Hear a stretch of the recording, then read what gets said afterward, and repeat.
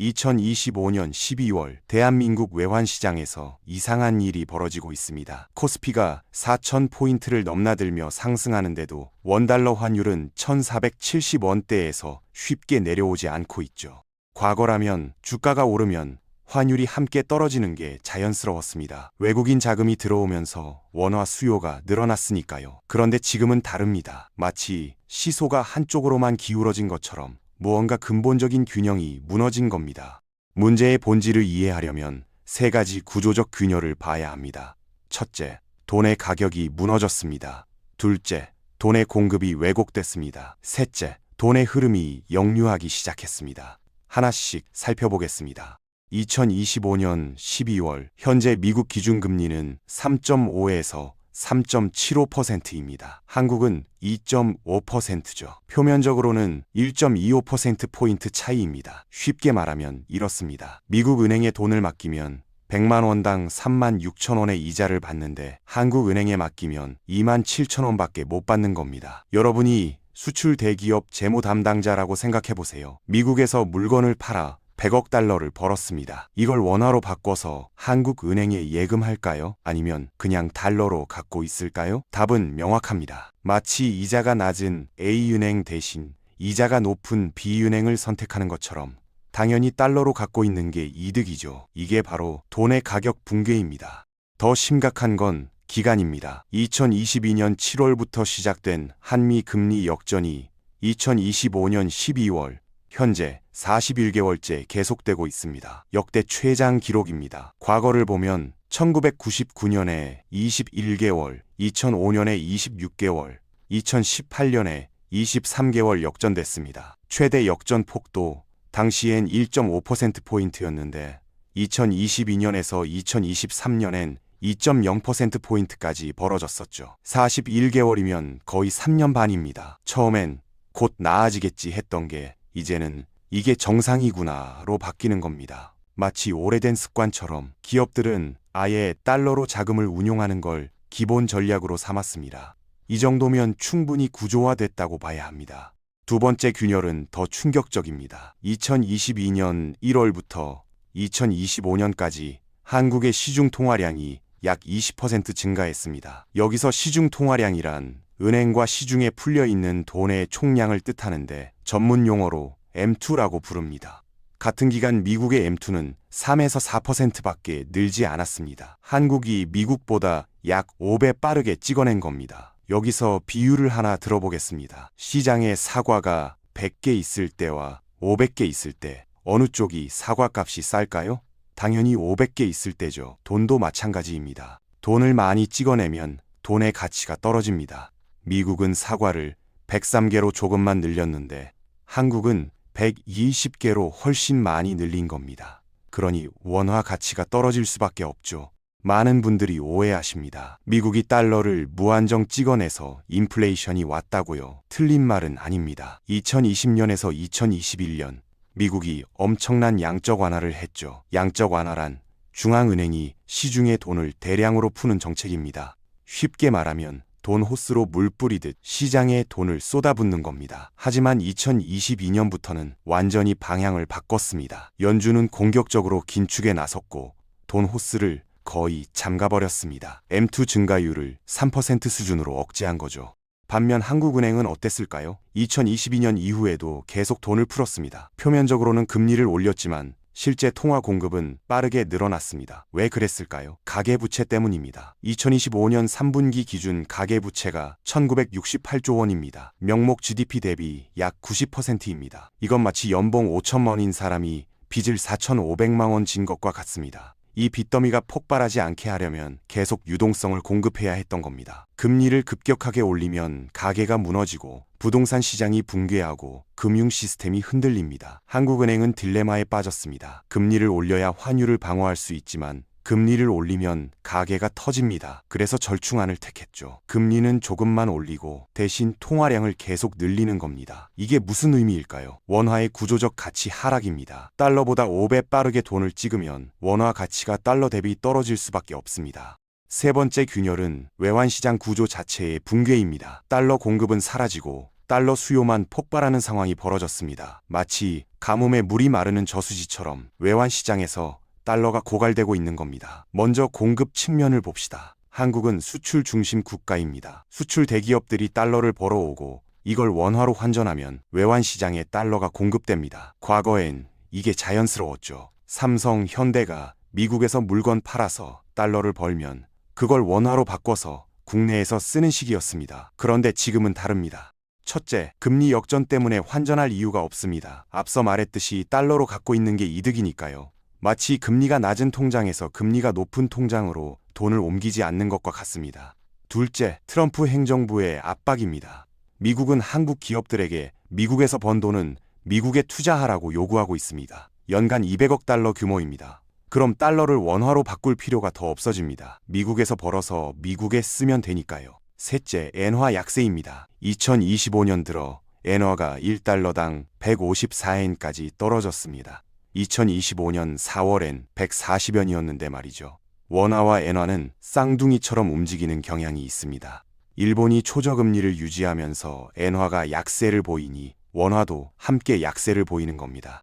이제 수요 측면입니다. 여기가 진짜 문제입니다. 국민연금이 외환시장의 블랙홀이 됐습니다. 무슨 뜻이냐고요? 국민연금이 달러를 빨아들이는 거대한 진공청소기가 되어버렸다는 겁니다. 2025년 9월 기준 국민연금의 해외 투자 규모가 약 5,724억 달러입니다. 외환 보유액 4,210억 달러보다 35% 많습니다. 쉽게 비유하면 이렇습니다. 나라의 비상금이 4,000억 달러인데 국민연금이 갖고 있는 외국 돈이 5,700억 달러라는 겁니다. 국민연금이 사실상 외환시장 최대 플레이어가 된 거죠. 2025년 1분기에서 3분기 동안 국민연금의 해외 주식 투자가 245억 달러였습니다. 전년 동기 대비 92% 증가했죠. 같은 기간 개인 투자자, 이른바 서학개미는 166억 달러로 74% 증가했습니다. 국민연금이 개인 투자자보다 더 공격적으로 달러를 사들이고 있는 겁니다. 왜 이럴까요? 국민연금은 자산의 58%를 해외에 투자하고 있습니다.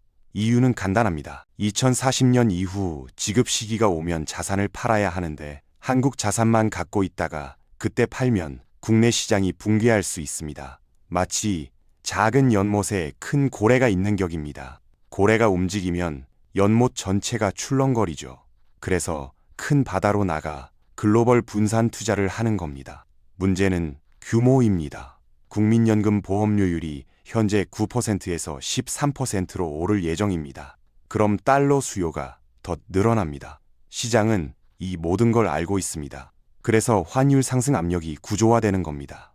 정부와 한국은행은 가만히 있지 않았습니다. 외환 보유액을 동원해서 환율을 방어했죠. 외환 보유액이란 나라의 비상금입니다. 환율이 급등하거나 위기가 오면 쓰는 돈이죠. 2022년부터 3년간 얼마나 썼을까요? 2022년 8월 외환 보유액이 4,364억 달러로 최고점을 찍었습니다. 2025년 5월엔 4,046억 달러까지 떨어졌죠. 약 300억 달러 이상 감소했습니다. 11월 현재 다시 4,307억 달러로 회복했지만 이건 운용 수익 때문입니다. 실제로는 계속 개입하고 있다는 뜻이죠.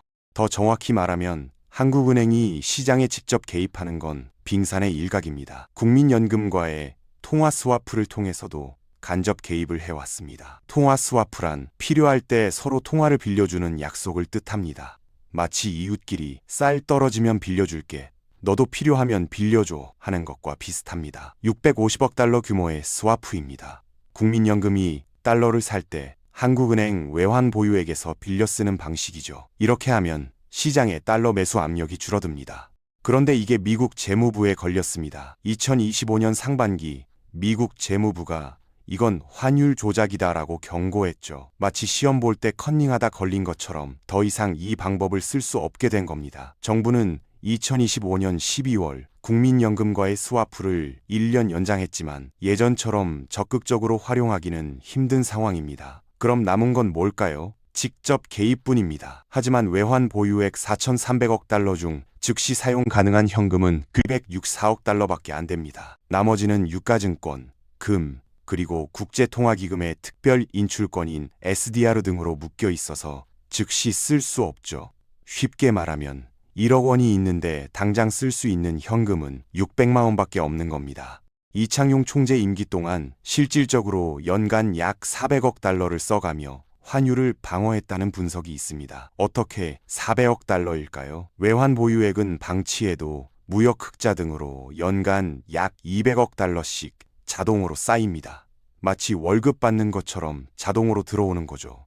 그런데 실제론 200억 달러 줄었다면 사실상 400억 달러를 시장에 쏟아부은 겁니다. 쉽게 말하면 매달 200만 원씩 월급이 들어오는데 통장 잔고가 200만 원 줄었다면 실제로는 400만 원을 쓴 거죠. 문제는 이게 지속 가능하지 않다는 겁니다. 미국의 연간 200억 달러 투자 약속까지 더해지면 외환 보유액 증가분이 사라집니다. 방어 능력이 구조적으로 약화되는 겁니다. 이 세 가지 균열이 만나면서 악순환이 시작됐습니다. 간단히 말하면 이렇습니다. 마치 눈덩이가 굴러가듯 문제가 점점 커지는 겁니다. 금리가 낮으니 기업들이 달러를 원화로 바꾸지 않습니다. 그러면 외환 시장에 달러가 부족해집니다. 달러가 부족하니 환율이 오릅니다. 환율이 오르니 국민연금이 더 비싼 값에 달러를 사야 합니다. 그러면 달러가 더 부족해집니다. 다시 환율이 오릅니다. 동시에 한국은행이 통화량을 계속 늘리니 원화 가치는 떨어집니다. 원화가 가치가 떨어지니 사람들은 달러 자산을 더 선호합니다. 달러 수요가 늘어나니 환율이 또 오릅니다. 한국은행은 외환 보유액을 써서 환율을 막으려 하지만 외환 보유액이 점점 줄어듭니다. 마치 구멍난 두 개의 모래주머니를 쌓는 것과 같습니다. 임시 방편일 뿐이죠. 외환 보유액이 줄어드니 방어 능력이 약해집니다. 방어 능력이 약해지니 환율이 다시 오릅니다. 이 순환이 끊임없이 반복되면서 환율은 점점 오를 수밖에 없는 구조가 됐습니다. 마치 용수철을 손으로 누르고 있는 것과 같습니다. 잠시는 눌러져 있지만 손을 떼는 순간 더 높이 튀어오르죠. 2024년 12월 3일 계엄 사태가 터지기 직전에 이미 환율이 1,400원을 넘었습니다. 계엄 때문에 1,470원대까지 갔지만 구조적 상승은 이미 그 전부터 진행되고 있었다는 뜻입니다. 게다가 새로운 위험 요소가 추가됐습니다. 적자 재정입니다. 2025년 정부가 처음으로 적자 재정을 편성했습니다. 10년물 국채 금리가 2.8%에서 3.2에서 3.3%로 뛰었죠. 재정 건전성에 대한 우려가 커지면서 외국인 자금이 국채 시장에서 빠져나갈 위험이 생긴 겁니다.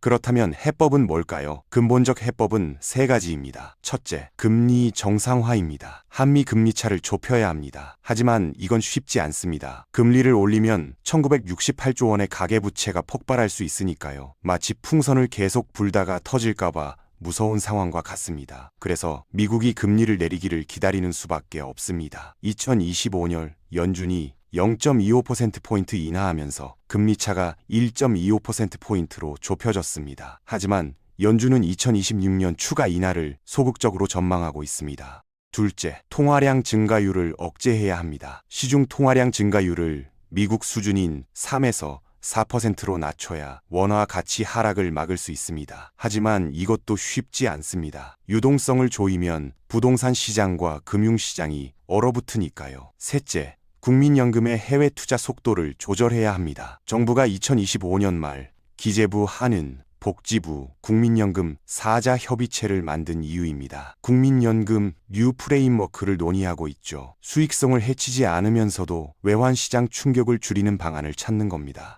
현실적으로 단기간에 구조를 바꾸긴 어렵습니다. 그렇다면 개인은 어떻게 대응해야 할까요? 답은 분산입니다. 계란을 한 바구니에 담지 말라는 격언처럼 자산의 일부를 달러로 보유하는 겁니다. 3년 평균 환율을 기준점으로 삼는 방법이 있습니다. 2025년 12월 기준 3년 평균 환율은 약 1,350원대입니다. 환율이 이 아래로 내려가면 달러로 환전하고 위로 올라가면 기다리는 전략이죠. 실제로 2015년 7월엔 환율이 1,146원까지 떨어진 적이 있습니다. 그때가 환전 적기였죠. 9월엔 1,371원이었습니다. 이것도 나쁘지 않은 타이밍이었습니다. 구체적으로 어떻게 할까요? 세 가지만 기억하세요. 첫째, 자산의 20에서 30%를 달러로 보유하세요. 1억 원이 있다면 2천에서 3천만 원 정도를 달러로 바꾸는 겁니다. 전부 바꾸는 건 위험합니다. 마치 모든 돈을 한 종목 주식에 넣는 것처럼 위험하죠. 일부만 바꾸세요. 둘째, 한 번에 다 바꾸지 마세요. 3회에서 4회에 나눠서 바꾸는 게 안전합니다. 환율은 오르락내리락하니까요. 마치 김장을 할 때 배추를 여러 번 나눠 사듯이 분할 매수로 평균 단가를 낮추는 겁니다. 셋째, 환율이 3년 평균인 1,350원 아래로 내려갈 때 바꾸세요. 그 위에선 기다리는 게 낫습니다. 조급하게 고점에서 사지 마세요. 물론 환율은 변동성이 큽니다. 미국 셧다운이 해결되거나 연준이 예상보다 많이 금리를 내리면 환율이 급락할 수도 있습니다. 하지만 구조적 상승 압력은 여전히 존재합니다. 적어도 2026년 4월 이창용 총재 임기가 끝나기 전까지는 한국은행 정책이 크게 바뀌기 어렵습니다. 역사는 반복됩니다. 1997년 IMF 때도 2008년 금융위기 때도 환율은 급등했습니다. 그때마다 이번엔 다르다고 말했지만 결국 같은 패턴이 반복됐죠. 지금도 마찬가지입니다. 구조적 균열은 쉽게 치유되지 않습니다. 돈의 가격, 돈의 공급, 돈의 흐름, 이 세 가지가 모두 왜곡돼 있는 상황에서 환율만 인위적으로 관리하려는 건 용수철을 손으로 누르는 것과 같습니다. 잠시 눌렀다가 손을 떼면 더 높이 튀어오릅니다. 중요한 건 현실을 직시하는 겁니다. 정치적 성향과 관계없이 객관적 데이터를 보는 겁니다. 시중 통화량이 미국보다 5배 빠르게 증가했다는 건 사실입니다. 금리 역전이 41개월째 계속되고 있다는 것도 사실입니다. 국민연금이 외환 보유액보다 많은 달러 자산을 갖고 있다는 것도 사실입니다. 이 사실들이 말해주는 건 명확합니다. 원화 약세 압력은 구조적이고 장기적이고 근본적이라는 겁니다.